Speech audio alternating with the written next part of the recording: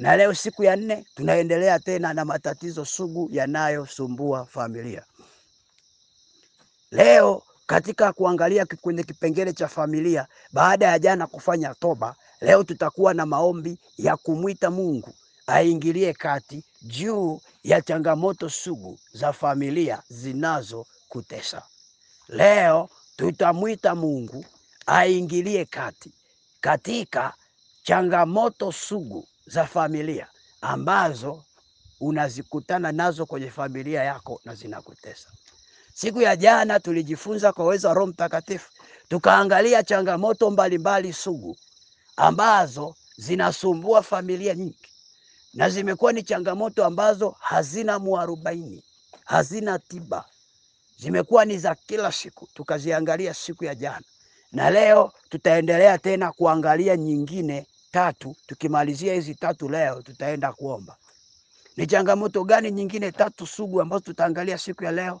Tutaanza na ya kwanza ambayo inaitwa wanafamilia kutokupendana. Changamoto nyingine sugu inayosumbua familia nyingi ni wanafamilia kutokupendana. Wanafamilia kutokupendana. Changamoto ya pili sugu inayosumbua familia nyingi, changamoto ya pili sugu ni wanafamilia kuishi maisha ya mashindano. Wanafamilia kuishi maisha ya mashindano. Wanafamilia kuishi maisha ya mashindano. Hii ni changamoto ya pili sugu inayosumbua familia nyingi. Changamoto ya 3 sugu ambayo tutaangalia siku ya leo ni wanafamilia kuishi maisha ya kudharauliana. Wanafamilia kuishi maisha ya kudharauliana. Wanafamilia kuishi maisha ya kudharauliana. Hii ni changamoto ya 3 sugu ambayo tutaangalia mahali hapa. Kwa tuanze na hii ya kwanza, tujifunze kidogo, kisha tutaingia kwenye maombi yetu, ambayo ya kwanza inaitwa wanafamilia kutokupendana. Wanafamilia kutokupendana, tuanze nayo. Kuna baadhi ya familia wana tatizo sugu lililoshindikanika la kutokupendana wao kwa wao. Unakuta watu ni familia moja, wanaishi maisha ya unafiki, lakini sio ya kuonyeshana upendo wa kweli.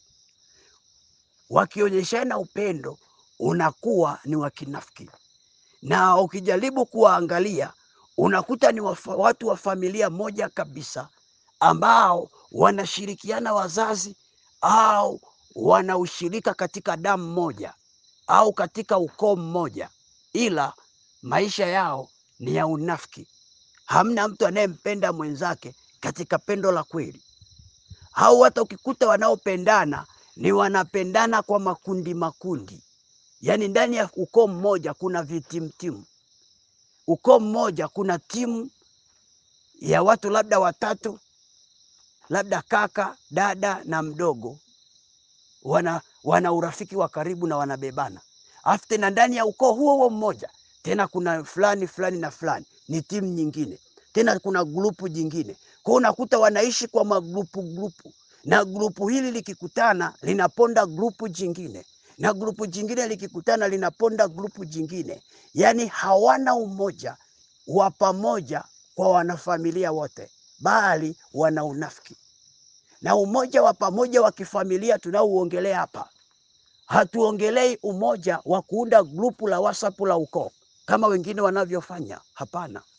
Hatuongelei umoja wa kuunda kikundi cha familia cha pamoja. Hapana. Ila tunaongelea umoja ulio na upendo wa Kristo ndani yake kama familia. Kuna baadhi ya familia hicho kitu kwao hakipo kabisa. Hawana kitu cha kupendana, bali wana kitu cha kunafikiana ndani ya mioyo yao. Ukisoma kitabu cha Warumi sura ya 12 mstari wa 9 hadi wa 10, kitabu cha Warumi sura ya 12 mstari wa 9 hadi wa 10. Kitabu cha Warumi sura ya 12 mstari wa 9 na wa 10. Neno la Mungu linasema, pendo na lisiwe na unafiki, lichukieni lililo ovu, mkiambatana na lililo jema. Kwa pendo la udugu mpendane ninyi kwa ninyi, kwa heshima mkiwatanguliza wenzenu. Tumsifu Yesu Kristo. Tumsifu Yesu Kristo. Haleluya, wana wa Mungu. Si kama tumesikiliza hilo neno linasema pendo na lisiwe na unafiki. Kwa nini Paulo anatutanguliza kusema pendo na lisiwe na unafiki? Ni kwa sababu mapendo mengi ambayo watu tunaonyesheana ndani yake yamefungwa na unafiki ambao hauna uhalisia. Unafiki ni kama kuishi maisha ya kuigiza. Unaigiza unampenda mtu ingali haumpendi. Huo ndio unafiki. Kwa Paulo anasema pendo lisiwe la kuigiziana, kwamba ukiwa mbele yangu mbele yake unaonyesha unapenda, afu ukiwa hayupo unaonyesha ubaya wako. Hapana, bali pendo anasema lichukie lililo ovu, bali liwe jema ambalo ni la udugu. Kwa hiyo hapa Mungu anaongea pendo la kindugu ambalo ndilo tunaloongea mahali hapa katika familia. Hili ndilo pendo Mungu analolitafuta, pendo la udugu katika familia, katika ukoo, ambalo halina kuigiziana, halina unafiki. Anasema tupendane sisi kwa sisi kama familia, kama ndugu, na tuheshimiane. Hasa njoo kwenye baadhi ya familia, njoo uangalie, hukuti pendo la kindugu linaloheshimiana, ila unakuta pendo la kinafiki la kuigiziana maisha. Watu ni familia moja, ni ukoo mmoja, lakini wanaigiziana. Hakuna upendo wa uhalisia, wamejaa unafiki tele. Kwa mfano, unakuta watu ni familia moja, lakini hawasaidiani. Huko ni kukosa upendo. Ni familia moja, hawana kusaidiana, hawasaidiani. Mwenzao anapata shida, wanamwangalia tu, hakuna anayemsaidia. Mtu anapata shida, anahangaika, na watu wanakuwa wanamwangalia, wanamuuliza, hivi wewe huna ndugu?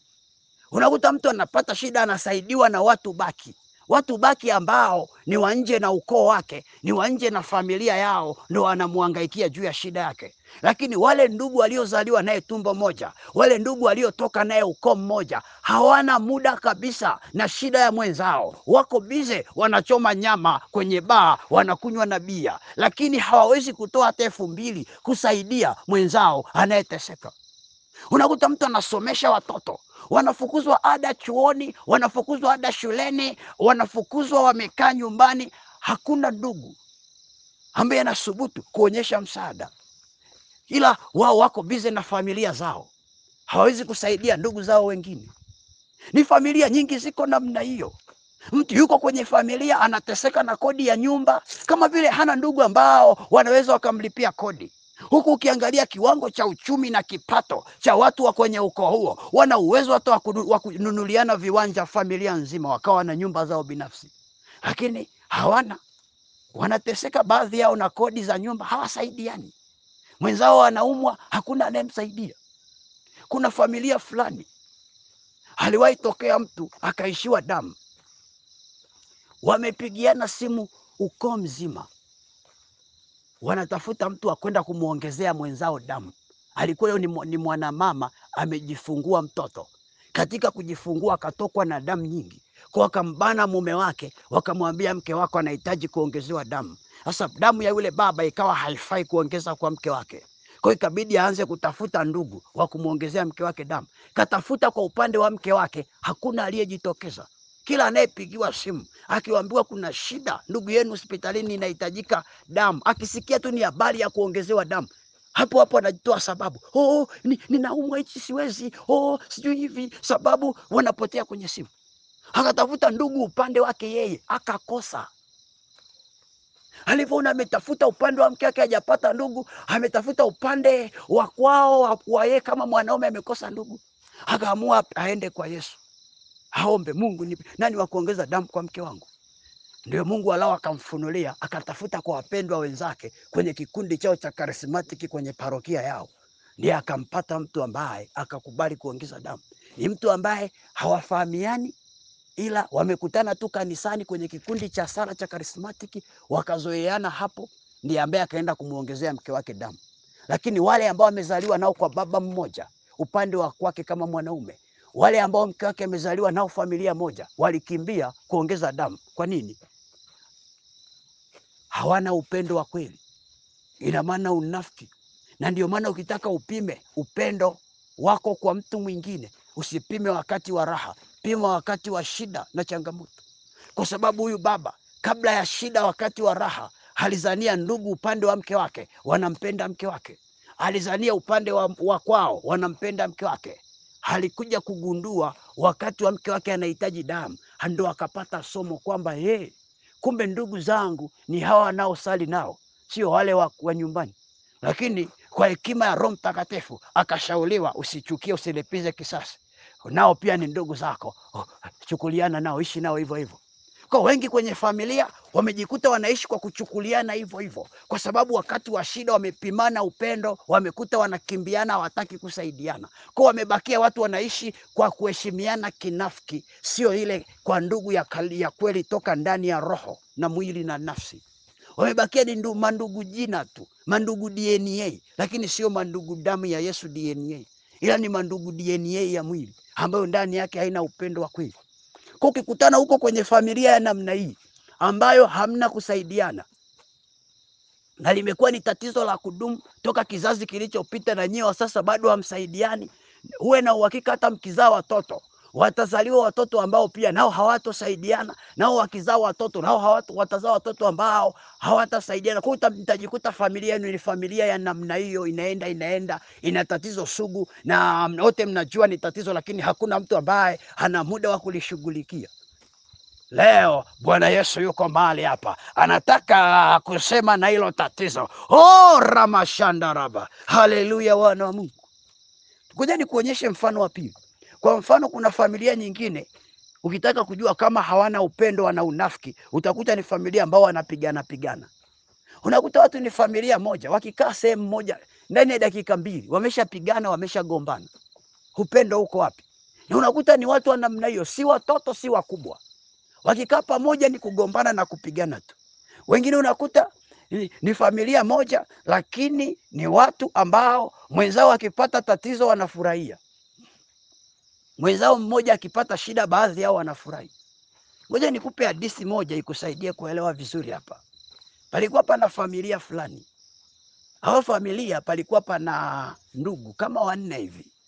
Mmoja alikuwa ni mwalimu, mwingine alikuwa ni mkulima, mwingine wawili walikuwa ni wafanyabiashara. Sasa huyu mwalimu katika ualimu wake akawa amepata kashfa ofisini kwake kwamba ni mwalimu ambaye cheti chake kikaonekana sio sahihi, kwa akaondolewa kazini kwa muda. Wale ndugu wengine ambao ni wafanyabiashara na ni ndugu wa damu kabisa, walioshare mama na baba, wakaanza kufurahi kwa sababu kaka yao amekosa kazi ya ualimu kutokana na cheti chake kusemekana sio original. Wakaanza kufurahi, wakapigiana na simu kabisa, kama mwenzangu, tukutane ba fulani, tunywe leo mpaka asubuhi, tufurahi, tunywe, tuchome nyama. Kwa nini? Nasikia eti likaka limesimamishwa kazi, lilijidai sana na ile kazi yake, likajifanya halina stress za maisha kwa sababu lina uhakika wa mshahara wa kila mwisho wa mwezi. Kwa hiyo sisi ambao ni wafanyabiashara tukawa tunahangaika, ngoja na lenyewe lije liungue na jua mjini kwenye biashara. Wakafurahi. Kwa wakakutana, wakachoma nyama, wakanywa bia, wakafurahi. Kwa nini wanafanya sherehe namna hiyo? Kaka yao wa tumbo moja, baba mmoja, mama mmoja, amesimamishwa kazi. Sasa angalia, ziko familia nyingi za namna hiyo. Mwenzao mmoja anapata shida, badala ya kuweka vikao kama ndugu kujua wanambebaje mwanafamilia mwenzao kumsaidia, wanaweka vikao vya kufurahia. Na ndiyo maana neno linasema hivi, pendo na lisiwe na unafiki. Ukiona familia za namna hiyo, pendo lao lina unafiki, kinyume na neno la Bwana.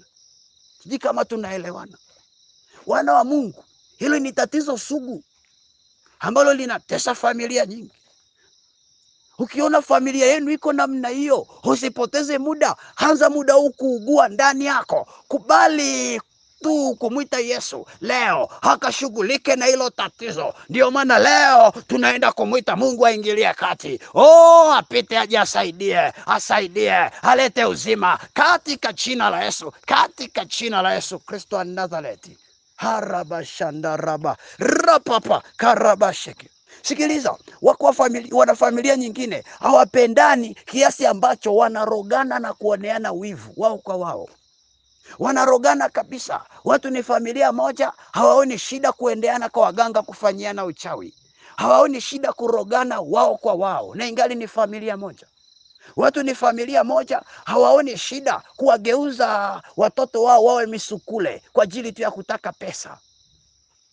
Yaani mtu anamloga mtoto wake kichawi, anamwendea kwa witch doctor kiganga, anamgeuza anakuwa ndondocha au msukule kwa ajili tu ya kutaka ale pesa.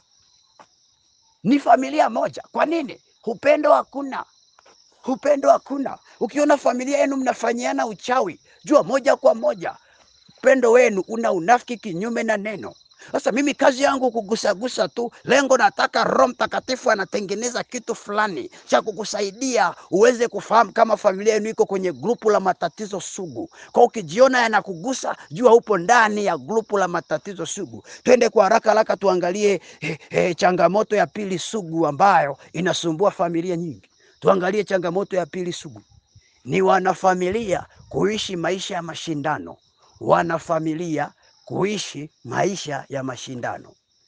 Wafilipi sura ya 2 mstari wa 3 na 4. Wafilipi sura ya 2 mstari wa 3 na 4. Wafilipi sura ya 2 mstari wa 3 na 4. Neno la Mungu linasema, msitende neno lolote kwa kushindana wala kwa majivuno, bali kwa unyenyekevu kila mtu na amhesabu mwenziwe kuwa bora kuliko nafsi yake. Neno gumu sana hili ambalo linahitaji neema ya Mungu. Afu anaendelea kusema hivi, kila mtu asiangalie mambo yake mwenyewe, bali kila mtu aangalie mambo ya wengine. Hili neno linatufundisha kanuni moja ya kuishi maisha bila mashindano. Linatufundisha kwamba watu tutende mambo kwa unyenyekevu. Yaani tufanye maisha kwa kujishusha. Tukishajishusha, asiwepo mtu wa kujiona yeye ni bora kuliko mwingine, bali kila mmoja amuone mwingine ni bora kuliko yeye. Mfano, mimi Mwalimu Petro ni kuone wewe unayesikiliza ni bora kuliko mimi, na wewe unayesikiliza unione mimi Mwalimu Petro ni bora kuliko wewe. Kwa nini?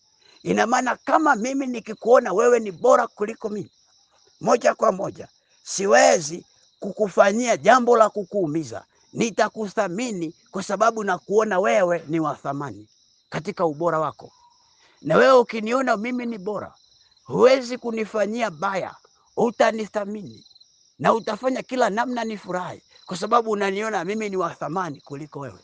Hiyo ni kanuni ya Roho Mtakatifu. Lakini dunia inatufundisha mfumo wa tofauti. Dunia inatufundisha kujiona, kila mtu ajione bora kuliko mwingine. Dunia inatufundisha mimi nijione bora kuliko wewe. Kwa kama mimi nikijiona bora kuliko wewe kama dunia inavyotaka, kinachotokea kwenye maisha ni mimi nitakuwa mbinafsi, kwa sababu sitotaka wewe upate kitu, nitataka nipate peke yangu. Kwa hiyo kila nitapokuona umeingia kwenye fursa yoyote ile, iwe ni ya kiroho, iwe ni ya kiuchumi, iwe ni ya elimu, iwe ni ya kisiasa, taingia tu kushindana na wewe. Kwa nini? Natafuta ubora wa nafsi yangu kuliko ya kwako. Hiyo ni kanuni ya dunia. Lakini kanuni ya kiroho haitaki mimi ni kuone wewe dhaifu, inataka ni kuone bora kuliko mimi. Kwa hiyo kama ukiingia kwenye fursa yoyote ile, iwe ni fursa ya maendeleo, ni fursa ya elimu, ni fursa ya kikanisa, ni mradi ni wewe umeingia, kwa sababu nakuona ni bora kuliko mimi, na mimi nitaingia si kwa ajili ya kukushindania, kushindana na wewe, ila nitaingia kwa ajili ya kukushindania ushinde. Kwa sababu ninaamini ukishinda wewe ni sawa na nimeshinda mimi. Kwa hiyo sitoumia wivu nikiona umeinuka kiuchumi, nikiona umeinuka kielimu, nikiona umeinuka kimaendeleo, nikiona umeinuka katika level nyingine ya maisha. Njoo uangalie kwenye familia kama kuna kitu cha namna hii. Ila unakuta familia nyingi ni maisha ya mashindano matupu, ni maisha ya vita matupu. Watu ni familia moja, lakini wanatafunana wao kwa wao, hawapendani kama wanafamilia. Mmoja wao akiinuka, wengine wanaumia kwa nini ameinuka. Mmoja wao akifanikiwa, wengine wanaumia kwa nini amefanikiwa. Wanashindana. Watu ni familia moja, lakini wanashindana kwenye soko la biashara, na si kwamba wanashindana kwa uzuri, bali wanashindana kwa ubaya. Wanaendeana mpaka kwa waganga, wanaundiana mpaka vijigrupu vya kufanyiana fitina. Afu kaangalie, ni damu moja au ni ukoo mmoja?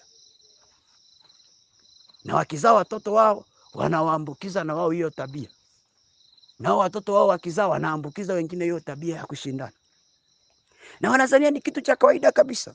Wanazania ni kitu cha kawaida.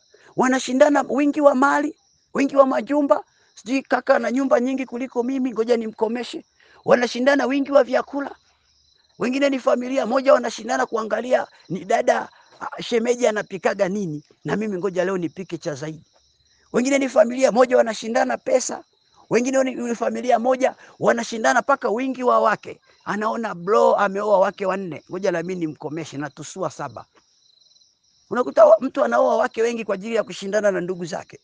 Wanashindana wingi, uzuri wa sura, wanashindana. Watu ni watoto wa familia moja, ila wanashindana. Eti mimi na watoto wazuri kuliko dada yangu. Hata aibu uone. Yani unasifia uzuri wa watoto wako wa sura kuliko fulani, badala usifie uzuri wa kumjua Yesu. Biblia inasema tujivune kwa ajili ya kumjua Bwana, si kwa ajili ya uzuri wa sura. Uzuri wa sura unaishia kwenye kaburi tu. Uzuri wa Yesu unadumu milele na milele. Karabashandarabasaka. Ukijiona familia yenu iko namna hiyo, ina tatizo sugu, mwite Mungu leo aingilie kati ya waokoe. Twende tuangalie kitu cha 3 na cha mwisho kwa leo. Kitu cha 3 na cha mwisho ni kile ambacho wanafamilia kuishi maisha ya kudharauliana. Wanafamilia kuishi maisha ya kudharauliana. Kuna baadhi ya familia ambazo wana changamoto sugu ya kuishi maisha ya kudharauliana wao kwa wao. Unakuta mtu ni tajiri wa kwenye familia anadharau wale ambao uwezo wao ni mdogo kwenye familia. Hana muda kabisa wa kuangalia, anawadharau. Mtu ana ndugu wa familia moja, ila wakienda kumuona kwake anawaishia nje ya geti lake. Anasema watachafua viti, watachafua nyumba yangu. Mtu apokei simu za ndugu yake, ndugu zake anajifanya yuko bize sana. Kwa nini? Kwa sababu tu ana pesa kuwazidi, anajifanya yuko bize. Hakipokea simu unashangaa, ujue nilikuwa China kuchukua mzigo, nikaenda wapi? Kwani wamekuambia wanataka uwaeleze ratiba zako za safari? Ni familia moja hiyo. Dharau zimezidi. Wengine kwa sababu tu wana viungo vyote wanawadharau walemavu. Unakuta watu kwenye familia yao kuna mmoja wao ana ulemavu, anadharauliwa kwa ajili ya ulemavu wake, na inakuwa ni kitu cha kawaida kwao. Wengine wanadharauliana, aliyesoma kwenye familia anamdharau ambaye hajasoma. Kwa unakuta ni kitu ambacho kinaenda kwenye familia, kinaambukizana hivyo hivyo. Na unakuta ni tatizo ambalo watu wanaishi nalo ndani ya familia zao. Kwa mwana wa Mungu ali hai, ukijiona familia yenu iko namna hiyo, unatakiwa umwite Mungu leo. Hilo ni tatizo sugu, aingilie kati. Kwa hiyo muda huu Mungu ametusaidia kuona tabia nyingine 3 nje na zile za jana ambazo ni sugu kwenye familia. Na jana tulianza toba, na leo tutaendelea na toba kidogo, kisha tutafanya maombi ya kumwita Mungu aingilie kati. Kwa nini? Ili aende akaondoe hizi tabia zilizoko kwenye familia, ambazo nyingi sana zinatokana na familia kuwa na laana. Tuliongea siku ya jana na tukasema laana kubwa ambayo imeleta kwenye familia hizi tabia ni laana ya dhambi, na dhambi za kuabudu miungu. Wengine kwa sababu familia zao, asili zao walikuwa wanaabudu miungu. Wengine walikuwa ni watu wa kuuana wao kwa wao. Kutokana na hizo dhambi pakatengenezeka laana. Kwa hiyo vizazi vinaenda vinachukua laana za wazee, na hauchukui dhambi kwa sababu dhambi anahukumiwa mwenye nayo. ila kinachochukuliwa hapa ni laana. Kwa ile laana ndio imefungua matatizo yote haya yawepo kwenye familia ambayo ni sugu, yasiyokuwa na mbadala wa kibinadamu. Lakini kiboko ya laana ni damu ya Yesu, kwa sababu Wagalatia 3 inatueleza Yesu alifanyika laana hawaokoi walio chini ya laana. Kwa unapotaka kushughulikia swala la laana, hauna namna unaweza ukafanya, lazima uende tu kunyenyekea kwa Bwana Yesu akupe damu yake, afu damu yake ije ipindue ile laana. Na hapa ndio utaelewa kwa nini Ebrania 9:11 paka na kuendelea paka mistari ya 19 mpaka 20 inatueleza kwa habari ya agano jipya, na inamtaja Yesu Kristo kama mjumbe wa agano jipya. Kwa hiyo huu ni wakati wa kumwita Yesu Kristo haje hawe mjumbe wa agano jipya wa ukoo wako, aingilie kati. Akiingilia kati, atafanya kitu kipya kwenye ukoo ambacho kitapindua haya matatizo sugu, na kama yaliwatesa ninyi yatakuwa mwisho kuanzia sasa, na kwa vizazi vijavyo vitafurahia raha ya Bwana Yesu. Ramashandaraba, vitamuona Yesu na vitasema, leo ni siku njema, tumemuona Bwana. Leo ni siku njema, tumemuona Bwana. Tembea na Yesu, tembea na Yesu, ni furaha tupu. Tembea na Yesu, tembea na Yesu, ni furaha tupu. Kama unataka familia yako iimbe wimbo kiroho, kimwili, kimatendo, sali na mimi muda huu toba hii kwa ajili ya kuendelea kutubu kwa ajili yako na kwa ajili ya familia yako, kisha tutamwita Mungu aingilie kati. Kumbuka tuko kwenye maombi ya kuombea matatizo sugu. Hii sio semina kama wengi mlivyozoea kunisikia kwenye semina. Hii ni maombi maalum kabisa. Roho Bwana yuko pamoja nasi tena. Sema Bwana Yesu, sema Bwana Yesu, niko mbele zako mtoto wako. Mungu nakushukuru, wewe ni mwaminifu, unaweza na unaokoa. Uaminifu wako ni mkubwa sana maishani mwetu. Yesu, asante kwa kuendelea kunisemesha mambo makubwa magumu nisiyoyajua kuhusu familia yangu. Bwana Yesu, ninaomba msamaha kwa kila namna ambayo nimekukosea, kwa kila namna ambayo nimekutenda dhambi. Yesu, naomba unisamehe. Yesu, naomba unisamehe. Yesu, naomba unisamehe. Maana Bwana, mimi binafsi fulani, taja jina lako, nimekukosea Bwana Yesu kwa kushiriki katika dhambi za familia. Naomba Mungu unisamehe, maana nimekosa upendo katika familia, maana nimeishi maisha ya kushindana katika familia, maana nimeishi maisha ya kudharauliana katika familia. Kwa msaada wa damu ya Yesu Kristo, kwa msaada wa damu ya Yesu Kristo, kwa msaada wa damu ya Yesu Kristo, naomba Mungu unisamehe. Naomba Mungu unisamehe.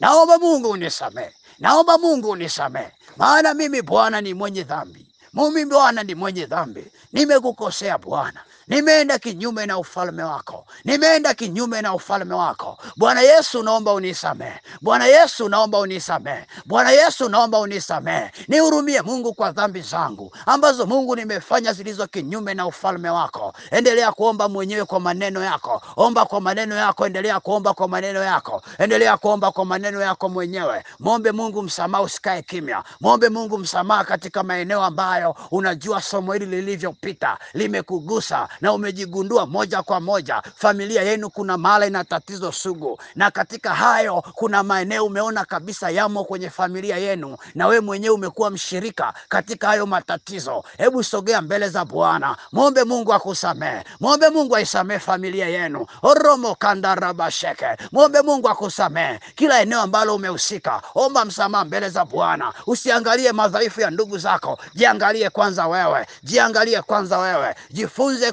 kujitazama, jifunze kujitazama. Huu ni muda wa kwako binafsi. Jikague wapi ambako mmekosea, wapi ambako mmekosea. Endelea kuomba tu mbele za Bwana, endelea kuomba tu mbele za Bwana, endelea kuomba tu mbele za Bwana. Kila eneo ambalo unajua umeshiriki uchafu, umeshiriki uovu, iwe ni wakuto kupendana, umeishi maisha ya mashindano, umeishi maisha ya kudharauliana na wanafamilia wenzako, umeishi maisha ya kupelekana mahakamani, kushtakiana kesi mbalimbali katika familia kwa ajili tu ya mali za urithi, kwa ajili tu ya fedha, kwa ajili tu ya madaraka fulani. Hebu sogea mbele za Bwana, omba msamaha kwa Mungu, omba msamaha kwa Mungu, omba msamaha kwa Bwana. Oromo kandarabasheke, lia rehema mbele za Bwana, lia rehema mbele za Bwana kwa ajili yako. O Mungu, naomba uendelee kusikia hawa watoto wako wanaoendelea kufanya toba mbele zako. Naomba Mungu upate kuwasamehe kwa damu ya Yesu Kristo, kwa damu ya Yesu Kristo, kwa damu ya Yesu Kristo. Ishuke hapo alipo huyu mtoto wako, mahala popote pale anayeomba pamoja nami muda huu, katika Roho Mtakatifu. Naomba damu ya Yesu ishuke katika nafsi hiyo, katika nafsi hiyo iliyobeba dhambi za familia. Damu ya Yesu naomba ishuke, iachilie utakaso, iachilie utakaso katika jina la Yesu Kristo. Hiyo nafsi ipate kutakasika sasa katika jina la Yesu, na kusogeza mbele ya msalaba wa Yesu Kristo, ambao pale palipatikana ukombozi na uzima. Naomba damu ya Yesu ipite, nguvu ya msalaba ipite kwenye hiyo nafsi, itangaze wokovu.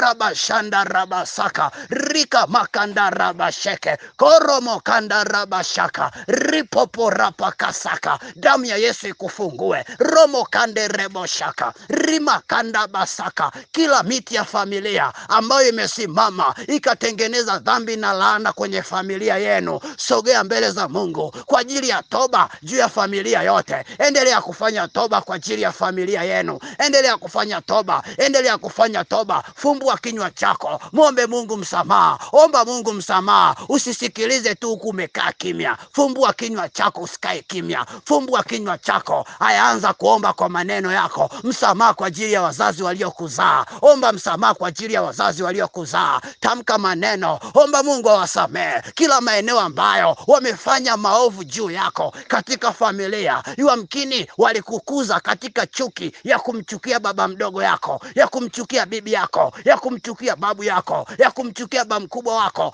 Yamkini kwenye familia yenu walikukuza maisha matabaka, kwamba fulani usimsalimie, usiende kwake kwa sababu yule ni ndugu yako, ni mchawi. Walikukuza kwenye maisha ya namna hiyo, na wewe ukakuwa ukimchukia ndugu yako kwa sababu uliambiwa na wazazi wako kwamba ni mchawi. Oromo kandaraba, walikuambia ameua kitu fulani, walikuambia ndio ametuloga tuwe hivi. Oraba kandaraba, leo achilia kumsamehe. Msamehe sasa, msamehe sasa, hata kama ni ndugu yako na inasemekana alikuloga. Msamehe mbele za Bwana, msamehe mbele za Bwana. Usikubali kumbeba moyoni, maana Roho Mtakatifu anasema kuna watu mko mahali hapa mnachukia baadhi ya ndugu zenu kwa sababu tu waliwaloga, na mmesema waliwaloga, na wengine ukute hata hawajawaloga, ila tu kwa sababu mlitengeneza hiyo mitazamo mmewabeba, na wengine ni kweli ndugu zenu waliwaloga. Oromo kandaba, uko kwenye haya makundi, wewe omba tu msamaha kwa Bwana, na yeye pia msamehe. Msamehe, usiangalie uchawi aliyofanya juu yako. Hata kama ndiye alizuia ushindwe kusoma, hata kama alizuia ushindwe kuolewa, hata kama alizuia ushindwe kufanikiwa, hata kama ndiye aliyekufanya ukavunjika, ukapata ajali, ukapata hiyo operation, ukapoteza kizazi, ndiye aliyekufanya miaka yote umeishi maisha ya utumwa, na unajua kabisa ni ndugu yako. Yamkini mlizaliwa naye kwenye ukoo mmoja, familia moja, wazazi wa moja, ila aliloga maisha yako, na unamfahamu kabisa yeye ndiye amesababisha mpaka leo umekosa nyumba, umeishi maisha ya kupangisha tu, hujawahi miliki kiwanja wala nini. Hebu sogea mbele za Bwana, msamehe. Usimbebe ukawa unamsema tu kila siku, ndugu yangu huyo mchawi. Oromo kandaraba, msamehe. Maana unapomwita leo Mungu aingilie kati, anahitaji akute umemwachilia, afu umemwachilia ili yeye Mungu ashughulike naye. Ropo kandaraba, ripopo kabasaka. Kuna watu mnashindwa kuachilia msamaha.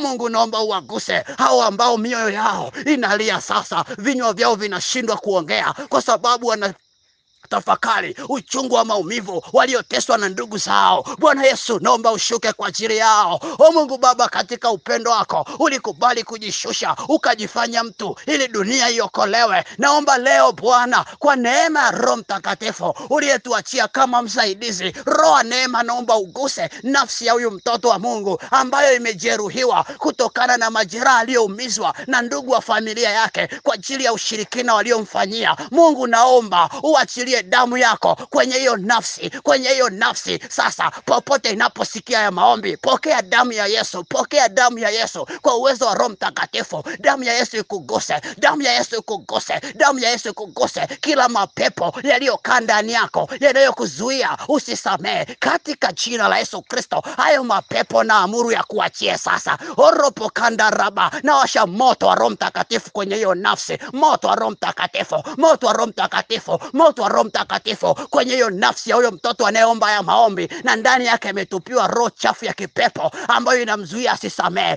Pepo hilo toka kwa jina la Yesu, toka kwa jina la Yesu, toka, toka, toka, toka. Achia huyo mtu katika jina la Yesu Kristo, katika jina la Yesu Kristo. Pepo toeka ndani yake, toeka ndani yake, toeka ndani yake. Hilo pepo la familia ulilotupiwa na wazee wa kwenu likuachie sasa, katika jina la Yesu Kristo, katika jina la Yesu Kristo. Hivyo vyakula ulivyolishwa katika ndoto na miungu ya kwenu na watu wa makabuleni na mizimu, vitoke leo ndani yako, vitoke leo ndani yako. Oh, hizo chale ulizochanjwa kwa damu ya Yesu tunazifuta kwenye mwili wako. Kama unajijua una chale ulishachanjwa kwenye mwili wako, hebu futa hizo chale sasa. Sema nafuta hizi chale kwa damu ya Yesu. Sema nafuta hizi chale kwa damu ya Yesu. Unajiuliza chale ni nini? Ni hivyo ulivyojikatwa na viwembe ukapakwa dawa. Sema nafuta kwa damu ya Yesu, nafuta kwa damu ya Yesu, futa kwa damu ya Yesu, futa hizo chale kwa damu ya Yesu, futa, futa, futa. Unajijua ulishanyoa nywele ukapeleka kwa waganga. Sema leo hizo nywele naangamiza huko ziliko kwa damu ya Yesu, kwa damu ya Yesu. Kila sadaka ambazo umewaipeleka kwa waganga, mahala popote pale, omba rehema kwa Bwana, omba rehema kwa Bwana. Mungu, naomba umsamehe huyo mtoto wako ambaye amewahi kufanya tambiko la kifamilia akapeleka vitu kwa waganga. Naomba Mungu umsamehe, muombe Mungu akusamehe hapo ulipo. Fumbua kinywa chako, usisikilize na kushangaa tu. Fumbua kinywa chako, omba, omba mwenyewe, omba mwenyewe. Karapa shandaraba, rika kasakarapa, rapandaraba sheke.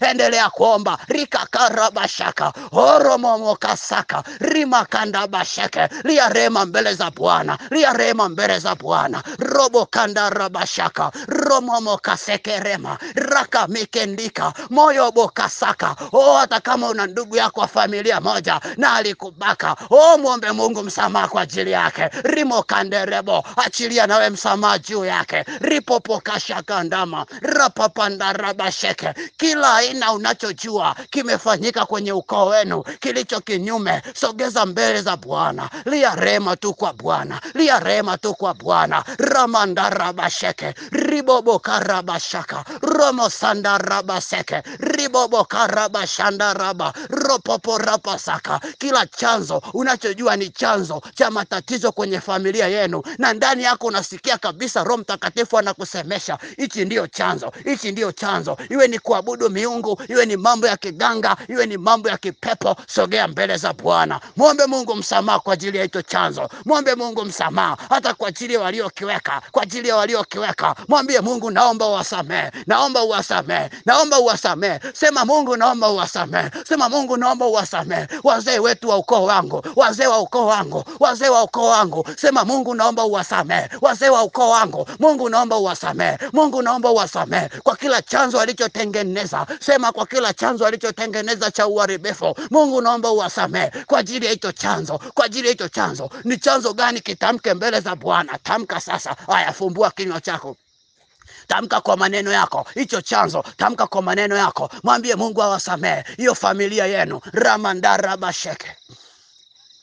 Karaba shanda raba, usikae kimya. Endelea kutamka hicho chanzo. Endelea kutamka mbele za Bwana. Endelea kutamka mbele za Bwana. Endelea kutamka mbele za Bwana. Mwambie Mungu awasamehe. Mwambie Mungu awasamehe. Muombe kwa kunyenyekea. Mungu yuko mahali hapa. Mungu yuko mahali hapa. Omba kwa kunyenyekea. Omba kwa kunyenyekea. Rapa shaka rapa seke. Rapa pashaka. Orobo sanda raba shaka. Tunalia Bwana mbele zako. Rima kanda raba sheke. Tunaamini wewe ni msaada wetu. Ropo ponda rabashaka. Tunaamini wewe ni wokovu wetu. Ropo kaseke repo. Ropo pokanshakanda. Ropo pokashekese. Ropo ponda bashaka. Ropo pokaramase. Ropo ponda rapashaka. Orobo bosanda raba. Kama unasikia uchungu moyoni, wewe fanya tu, piga kelele. Unasikia uchungu na kusukuma kulia, usiogope kulia. Unajisikia uchungu na kusukuma kufanya chochote kile, fanya tu, ndio uponyaji unapita juu yako. Ramandara bashaka, wingu la uponyaji linatembea sasa. Rimo kandara bashaka, mguso wa mkono wa Mungu unapita kuponya majeraha. Ramandara basheke, ripopokara bashaka, oromo sandaraba. Maana wengi wamejeruhiwa na familia zao. Kuna watu mko mahali hapa, Roho Mtakatifu anasema kabisa, kuna wakati mlifika mkalaani ukoo wenu, mkatamani kama mngalizaliwa kwenye ukoo wa watu wengine paka mmefikia hatua mmechukia makabila yenu. Unatamani kama usingali kuwa mtu wa hiyo kabila.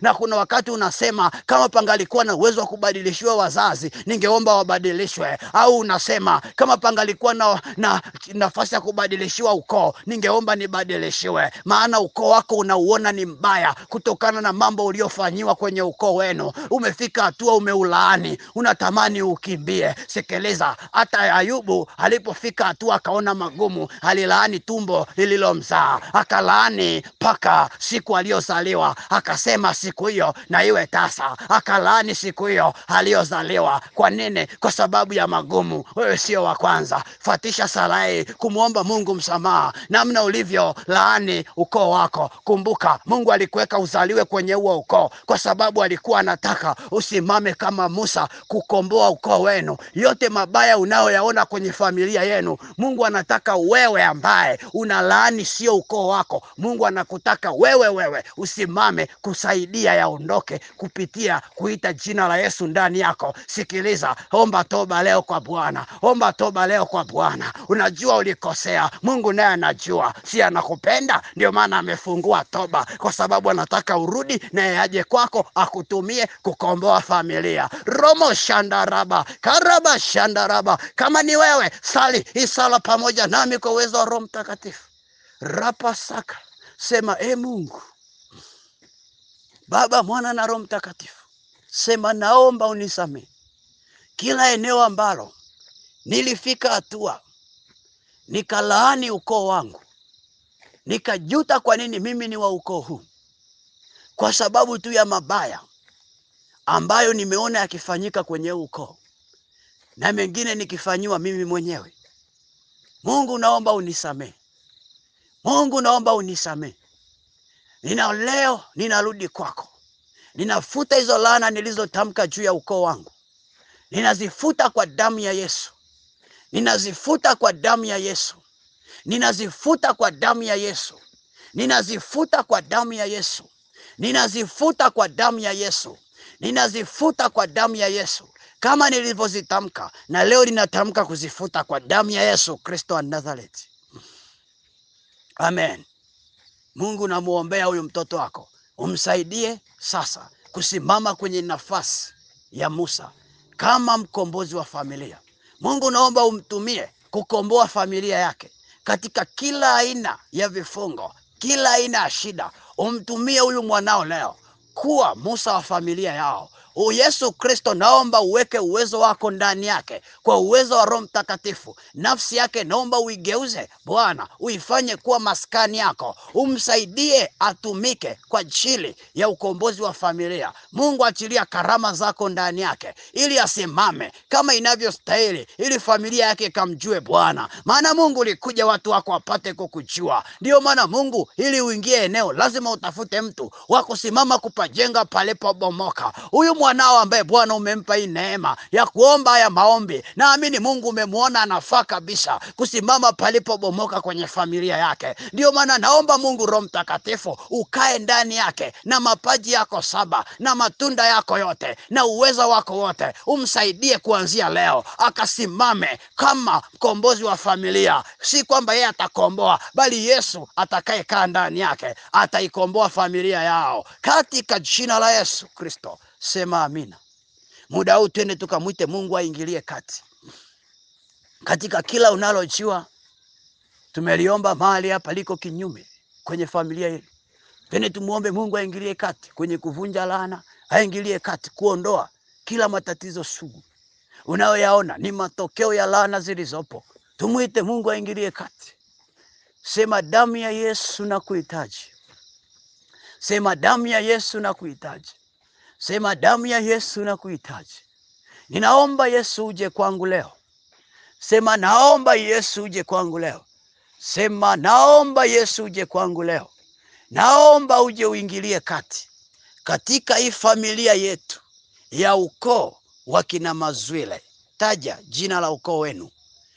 Yesu Kristo, na kuomba uje uingilie kati kwenye huu ukoo wa familia yangu ya ukoo wa kina fulani. Yesu Kristo, naomba uingilie kati kwenye ukoo. Maana Bwana, tumepambana kwa nguvu zetu, tumeshindwa. Tumepambana na kupambana, tumeshindwa kujinasua kwenye kila aina ya mitego, kila aina ya visingiti, kila aina ya shida. Mungu, ndiyo maana leo mimi fulani, taja jina lako, mimi fulani ninanyenyekea mbele ya mkono wako Bwana ulio hodari, na kuomba Mungu uingilie kati, uje usimame kama mwamba wetu, kama mkombozi wetu, kama msaada wetu, ubadilishe familia yetu. Ewe Yesu Kristo, uliye mjumbe wa agano jipya, na kuomba uje kwenye ukoo huu wa kina fulani, jina la ukoo wenu taja. Na kuomba Yesu uje ufanye agano jipya na watu wa ukoo huu wa kina Mazwile, taja ukoo wako. Yesu Kristo, naomba uje ufanye agano jipya, ufanye mapinduzi ya kweli, ubadilishe mifumo yote ya ukoo, mifumo yote ambayo ilitengeneza laana. Bwana, naomba ya kale yote yapite, kama ambavyo neno lako linasema, mtu akiwa ndani ya Kristo amekuwa kiumbe kipya, ya kale yote yamepita. Naomba Bwana uyapitishe ya kale yote yaliyofichika kwenye familia yangu, ambayo yametengeneza matatizo haya sugu, yakiwemo matatizo ya magonjwa, matatizo ya laana, matatizo ya taabu, matatizo ya tabia, matatizo ya kutokuolewa, matatizo ya ndoa, matatizo ya kila namna ambayo ni sugu kwenye familia yetu, ya kutokuzaa, ya watu kutokudumu kwenye ndoa. Mungu, naomba uingilie kati, uokoe hii familia. Bwana, tuokoe. Mungu, tuokoe. Bwana, tunaomba utuokoe. Bwana, tunaomba utuokoe. Tunaomba uingilie kati Bwana. Tunaomba Mungu uingilie kati. Endelea kuita Mungu ingilia kati. Endelea kusema Mungu naomba uingilie kati. Endelea kusema Mungu naomba uingilie kati. Endelea kumkaribisha Mungu kwa maneno yako mazuri. Vyovyote vile utakavyosukumwa kuomba, omba tu kumuita Mungu aingilie kati. Unaweza ukasema Mungu mpenzi wa roho yangu, naomba uingilie kati kwenye familia yangu. Unaweza ukasema Mungu baba yangu uliye kikombe cha uzima, naomba uingilie kati kwenye familia yangu. Unaweza ukasema Mungu ambaye uliunywea pale msalabani dhambi zangu, ukafufuka na uzima mpya wa maisha yangu, naomba uingilie kati kwenye familia na ukoo wangu. Wewe mwite Mungu tu. Unaweza ukatamka majina yote unayofahamu Mungu anaitwa. Unamfahamu kama Jehova, sema Jehova naomba uingilie kati. Unamfahamu kama Jehova Shalom, sema Jehova Shalom naomba uingilie kati. Oh, maana Jehova Shalom, Mungu wa amani, ataingilia kati na familia yenu itaenda kuwa na amani. Unamfahamu kama kama Ebeneza, mwambie Mungu, Ebeneza, ingilia kati. Ora mashaka, maana ni hata sasa Bwana ametusaidia. Akiingilia saa kati, hata leo atawasaidia na hata milele. Unamfahamu Mungu kama Alfa na Omega, mwite aingilie kati, maana yeye ni mwanzo na mwisho. Atakuwa mwanzo wa familia yenu mpaka mwisho wa dari wa familia yenu. Romo shandarabasaka. Unamfahamu Mungu kama Niko ambaye yuko, mwite aingilie kati kama Niko ambaye yuko, maana akiingia kama Niko ambaye yuko, ataingilia kati na atafanya familia yenu iendelee kuwako leo katika upendo, kesho katika upendo, na hata vizazi vijavyo viwe katika upendo. Karabashandarabasaka. Ni wakati wa fahari ya Bwana kutukuka kwenye ukoo wenu. Romo sakarapasheke. Mungu amemimina upendo wake, ni wewe tu anakusubiri ufumbue kinywa, umwite aingilie kati. Rapapakarapasheke. Endelea kuita tu. Robo sandarabashaka. Robo karabasheke. Leo ni mwisho wa hayo matatizo sugu. Ropoporapashandaraba. Yatabaki historia tu. Romo kandaraba. Maana Mungu ameshakwisha kuingilia kati. Ropo kasakarama. Amekaa kwenye nafasi. Rimomo kabasaka. Ndio maana sikiliza. Ropo shandaraba. Usije ukafanya kosa tena. Rimomo karabashaka. La kwenda kwa waganga. Ropopo kamasaka. Kama kuna kitu cha ukoo wenu, rimo sandaraba, unajua ni cha kulithishana, ripopo saka. Iwe ni fimbo, romo kandaraba shaka. Iwe ni mavazi, limomo kabasaka. Iwe ni mikoba fulani, romo kaseke, unajua unayo nyumbani kwako, ropo shaka raba. Kwa kuwa umemwita Mungu aingilie kati, ropo saka raba. Choma hiyo mikoba, romo saka. Kama haujui kwa kupeleka, rimomo saka, peleka kanisani kwenu, waambie siitaki tena, nisaidieni kuiteketeza. Rama mandarabashaka, rama mandarabashaka. Fanyia kazi hilo mwana wa Mungu. Romo mosakaraba. Ulikuwa uendi kanisani, anza kwenda, anza kuabudu na wenzako. Ropo shandaraba, anza kuomba. Rimo saka. Umekuwa wa tofauti leo. Karama shandaraba. Mateso yamekwisha kwenye familia yenu. Romo ndaraba, maana Yesu Kristo mfalme wa utukufu ameingilia kati leo. Karaba shandaraba. Rimo mokarabasa. Rapaparapasheke. Rapaparapapasaka. Rapapa. Nguvu za Mungu. Ropo shaka rapa. Romo mosaka. Rimo mondaraba. Fumba macho yako. Fumba macho yako. Kaa ukimya. Kaa kimya. Usiombe chochote. Kaa kimya. Kaa kimya. Kaa kimya zaidi ya dakika kadhaa. Dakika zozote zile ambazo Mungu atakusukuma kukaa kimya, kaa kimya. Kaa kimya tu. Fumba macho, usiombe chochote, usiongee chochote. Kaa kimya. Kaa ukimya. Kaa ukimya. Nyamaza. Ukikaa ukimya, kuna vitu Mungu atafanya vya tofauti. Na chochote utakachokiona, wewe fanya tu. Fanya tu. Mungu namna atavyokuelekeza. Kaa ukimya. Kaa ukimya. Kaa ukimya. Ukimaliza kukaa ukimya, utamshukuru Mungu kwa ajili ya haya maombi, utavunja na roho za visasi. Tukutane kesho siku ya 5. Ila kwa sasa naomba ukae kimya. Usifanye chochote. Kaa kimya. Kuwa mtii. Kuwa mtii. Usikatishe ukaanza na shughuli zako. Kuwa mtii. Kaa kimya. Nyamaza.